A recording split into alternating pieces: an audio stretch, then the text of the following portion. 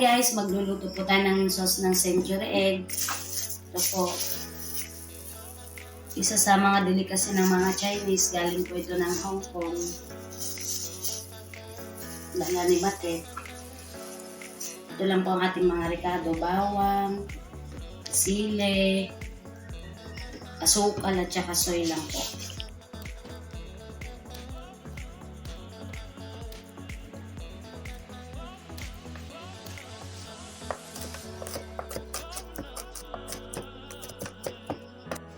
Lagay na po natin ang sili ng maliliit para mas masarap. Pag may sili, medyo maanghang siya.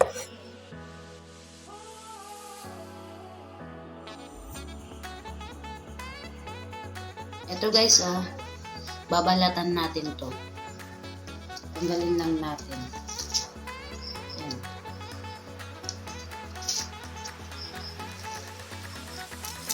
Para po siyang itlog maalat. Kung sa atin po meron tayong itlog maalat, sa kanila naman po ito, century egg, 100 days. Yan o, tanggalin na. Tanggalin lang natin to. 100 days din siyang na-preserve.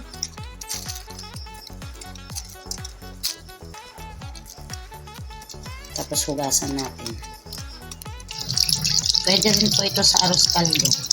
Pero mas masarap po siya kapag sauce na lang po ang ilagay. Tapos iwain natin ito mamaya pag nahugasan. Ayan guys, balatan na natin. Ganyan po yung tsura niya sa loob. O dito, jelly siya. Hindi na po ito kailangang iluto. Yung sauce na lang po.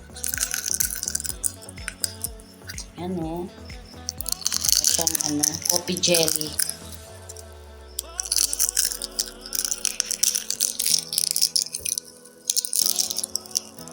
Yan o. Balatan pa po natin itong isa. Malinamnam po ito kaysa sa ordinaryong itlog dito sa Pilipinas. Yan. Mas masarap to pag may sauce. Yan po guys, hiwain na po natin. Tignan nyo po sa gitna. Diba? Sarap.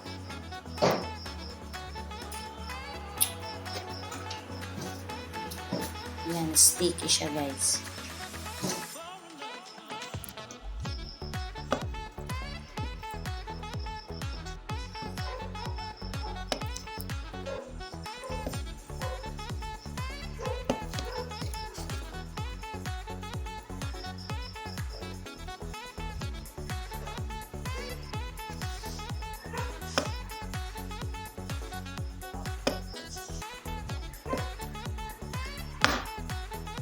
Ready to eat na po ito guys.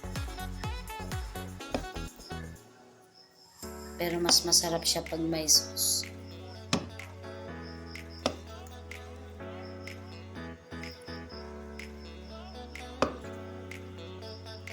Yan po guys, lagyan na po natin ng mantika. Nakalimutan ko pong sabihin sa inyo kanina, kailangan po natin ng mantika. Lagyan na natin ang bawang.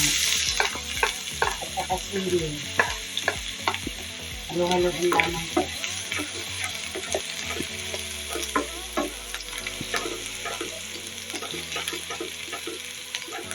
Hanggang mag-golden brown siya. Yan, lagyan na po natin ng soy.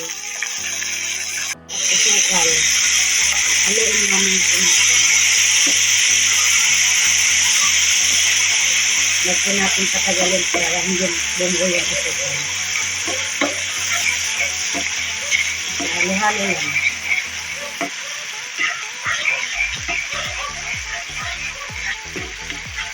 Ayan po guys, at pwede na po siya. Ganun lang po siya kadaling lutuin.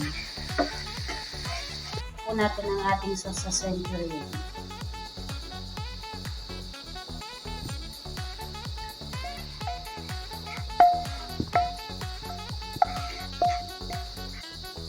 Yan po, ready to serve na po. Ganun lang po kadali i-prepare ang century egg.